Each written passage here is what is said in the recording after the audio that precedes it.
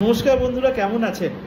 আমি আর ছোট ভিডিও বার্তা নিয়ে এসেছি। অনেক পেশেন্টদের আমি দেখছি যারা ধরুন এই 35-40 বছর ইন দ্যাট এজ রেঞ্জ, তারা ইউরিনের সমস্যা নিয়ে আমার কাছে আসছেন। এবং যখন আমি আল্ট্রাসাউন্ড করছি, obviously ultrasound is the first investigation of choice, তখন আমি দেখছি তাদেরকে 40-45 এমনকি 50 গ্রাম প্রস্টেট হচ্ছে।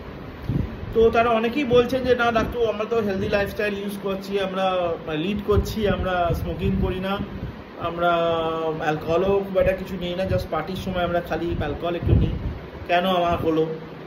বুঝতে পারলেন তো, কেন এত বড় প্রস্টেট? এবং কিছু ওষুধ দিন যাতে আমার প্রস্টেট তাড়াতাড়ি ছোটো হয়ে যায়, কারণ আমরা শুনেছি বড় প্রস্টেট পরবর্তীকালে অপারেশন লাগবে এবং অপারেশন হলেই ক্যান্সার বেরোবে, আমরা অপারেশন করতে চাইছি না। ঠিক এই কথাগুলোই আমি আমার পেশেন্টদের কাছ থেকে শুনি। সেই জন্যই আমি ভিডিওগুলো তৈরি করি সেইভাবেই, যাতে আপনাকে আমি ব্যাপারটা নিয়ে আপনাকে ওয়াকিবহাল করতে চাই। কারণ এই জিনিসটা হয়তো আপনাদের যারা শুনছেন তাদের অনেকের মাথাতেই এই ব্যাপারটা ঘুরছে, তাই না? সুতরাং এবং সেটা কাকে আমি বলবো সেটা আমরা খুঁজে পাচ্ছি না, ডিসকাস করব। তো আপনি ইউটিউব খুলবেন, আমার চ্যানেলটা দেখবেন, চ্যানেলের মধ্যে এরকম সব অনেক ভিডিও পাবেন। বা যদি আপনি ফেসবুক মাধ্যমে আমার দেখছেন, আমার পেজের মধ্যে এরকম অনেক অসংখ্য ভিডিও পাবেন, অসংখ্য। সুতরাং যে এই আপনার এই মাথায় যে প্রশ্নগুলোর উত্তর পেয়ে যাবেন। সুতরাং আমার কাছে আপনার আবারও বলছি, একটা জেন্টাল রিকোয়েস্ট, যদি আমার চ্যানেলটা আপনি সাবস্ক্রাইব না করে থাকেন, কাইন্ডলি সাবস্ক্রাইব। তাহলে আমিও বুঝবো আমি আপনাদের মধ্যে পৌঁছে যেতে পারছি, আমার বার্তাগুলো পৌঁছে যেতে পারছে, যাতে আরও অ্যালগোরিদম যেটা হয়, দেখুন যে কোনো সোশ্যাল মিডিয়া প্ল্যাটফর্মে অ্যালগোরিদম থাকে, যত বেশি আপনার মানে টিপিক্যাল আপনার মতন মানুষরা যারা আমাকে দেখছেন, আমার কথাগুলো শুনছেন, তাদের কাছেই যেন আমার বার্তাগুলো পৌঁছতে পারে, এইটুকু তো আপনি করতেই পারেন, তাই না? তো এই যে জিনিসগুলো নিয়ে, এই যে সিমটমসগুলো নিয়ে তারা আসছেন, পেচ্ছাপ ধরে রাখতে পারছেন না, সকালবেলা ইনিশিয়াল মর্নিং ইউরিন করতে ওনাদের প্রবলেম হচ্ছে, জানেন তো, করতে গেলে বাধা প্রাপ্ত পাচ্ছেন, তারপরে দিনের বেলা ঠিক আছে। সুতরাং সেই ক্ষেত্রে আমি বলবো যে এটা early symptoms of prostate disease. Mostly এটা বিনাইন হাইপারপ্লাসিয়া অফ প্রস্টেট আমরা মেডিকেল টার্মিনোলজি বলি, বা বার্ধক্য জড়িত প্রস্টেট বৃদ্ধি কারণ বাংলায় যদি বলতে চাই, সেটা আমরা বলি। এটাতে কোনো ক্যান্সারের ম্যাক্সিমাম ক্ষেত্রে যদি ফ্যামিলি হিস্ট্রি থাকে। আর একটা খুব ইম্পর্টেন্ট কথা আমি এর মধ্যে বলতে চাই, যদি আপনার ফার্স্ট ডিগ্রি রিলেটিভ, ধরুন আপনার কাকা, আপনার বড় দাদা, আপনার জ্যাঠা এবং বাবারও কোনো squamous cell carcinoma of the neck, skin, যে কোনো ক্যান্সার হতে পারে যদি থাকে, বা অ্যাডিনোকার্সিনোমা অফ মানে আপনার অন্ত্রের বিভিন্ন অর্গ্যানসও থাকে, স্টোম্যাক বলতে পারেন, মানে ইন্টেস্টাইন বলতে পারেন, তাহলে কিন্তু you become a high risk for prostate CA. সেই ক্ষেত্রে এই কম বয়সী ছেলেদের, এবং যারা হাই রিস্ক, আমাদের এখনো গাইডলাইন্স এখনো অতটা স্ট্রং নয়। এইউএ গাইডলাইন্স, যেটা আমেরিকান ইউরোলজি অ্যাসোসিয়েশন গাইডলাইন্স, তারা বলে 40 ইয়ার্স থেকে কিন্তু পিএসএ টেস্টিং করতে। এবং আমরা কিন্তু বেসিক্যালি আমার প্র্যাকটিসে 40-র ওপরই আমি যাদের এরকম সিমটমস থাকে বা ফ্যামিলি হিস্ট্রি পজিটিভ আছে, এটা কিন্তু খুব ইম্পর্টেন্ট কথা। আমি কিন্তু পেশেন্টদের বলি এটা ইনফর্ম কনসেন্ট, যে দেখুন পিএসএ করলে আপনার হয়তো যদি কোনো ক্যান্সারের জীবাণু থাকেও তার প্রাথমিক, বুঝতে পারেন, প্রাথমিক চিহ্নগুলো আমি পেয়ে যাব। এটা নয় যে পিএসএ যদি 4-এর ওপর থাকলেই আপনার ক্যান্সার আছে, একদমই নয়। বা 10-এর ওপর হলে আপনার ক্যান্সার আছে, একদমই নয়।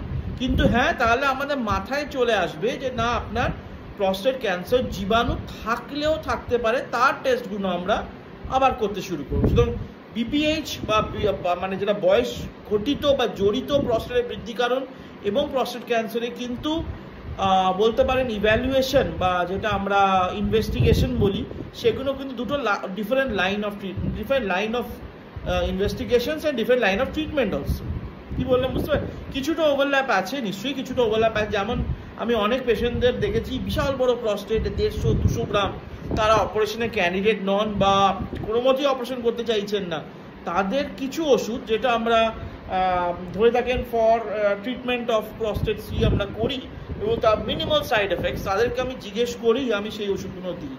এগুলো কিন্তু আমি অনেকবার চেষ্টা করেছি, এগুলো পেশেন্টরা কিন্তু অনেক ভালো ফল পেয়েছেন। সুতরাং ইট নট দ্যাট এর ওষুধ ওর চলবে না, ওর ওষুধের চলবে না।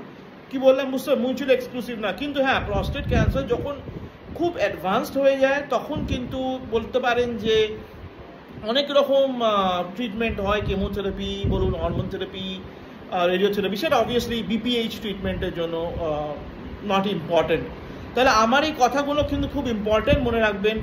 আপনার যদি সিমটমসগুলো হয় আপনি সরাসরি একজন নিউরোলজিস্টের কাছে আসুন এবং কি হচ্ছে সেটা জেনে নেওয়াটা হয়তো আপনার পক্ষে অ্যাজ আ লেম্যান, দেখুন আমি যদি আজ একটা কম্পিউটার শিক্ষা কোডিং যেতে যাই, for me I am a layman, সুতরাং এই ব্যাপারটা হয়তো আপনার যারা ইউরোলজিস্ট আছি আপনাদের সাথে বেশি ভালো বুঝবো এবং সুচিকিৎসা সুপরামর্শ দেবো। অপারেশন আমি এখনো বলছি না, এবং ডাক্তারবাবুর কাছে গেলে অপারেশন বলি না, তা নয়, আমি কোনোদিনও প্রথমে অপারেশন বলি না। এবং যদি কেউ তেমন ভালো ইউরোলজিস্ট হন প্রথমেই আপনাকে অপারেশন বলবে না, আপনাকে ডিসকাস করবে কি কি মোডালিটিস আছে এবং আপনাকে কেউ ভয় পাওয়াবে না। এটা কিন্তু খুব ইম্পর্টেন্ট। একটা পেশেন্টদের কাছে আমি দেখেছি যে সবাই ভয় পায় ডাক্তারবাবুর কাছে যেতে, না ডাক্তারবাবু ভয় পাইয়ে অপারেশন করাবেন, একদম না।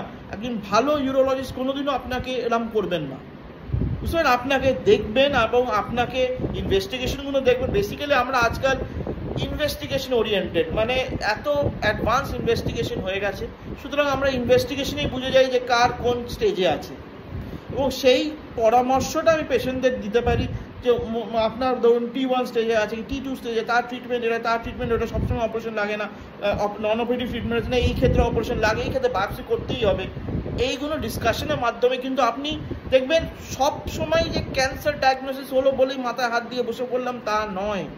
প্রস্টেট ক্যান্সারে যদি আর্লি স্টেজে ধরা পড়ে পেশেন্টরা কোনো সমস্যাই হয় না। আমার কথা লিখে রাখুন, সমস্যা কখন হয়? যখন অ্যাডভান্সড হয়ে যায়, ছড়িয়ে যায়, হাই গ্রেড হয়ে যায়, তখনই সমস্যা কোনো দেখা দেয়। তখনও কিন্তু মানে যত রকম অপারেশন বলুন, রেডিওথেরাপি, কেমোথেরাপি দিয়েও কিন্তু খুব ফলপ্রসূ হয় না। আজকে এইটি লম্বা ভিডিও হয়ে গেল আপনার সাথে ডিসকাস করতে করতে, কিন্তু মনে রাখবেন এটা খুব ইম্পর্টেন্ট কয়েকটা বার্তা, নিশ্চয়ই শেয়ার করবেন যদি আপনার মনে হয় এটা আপনার যোগ্য কিছু ইনফরমেশন আপনাকে দিলাম। এবং আবার বলবো আমার চ্যানেলটাকে সাবস্ক্রাইব করবেন। নমস্কার, আবার ফিরে আসবো আর একটি ভিডিও বার্তা নিয়ে।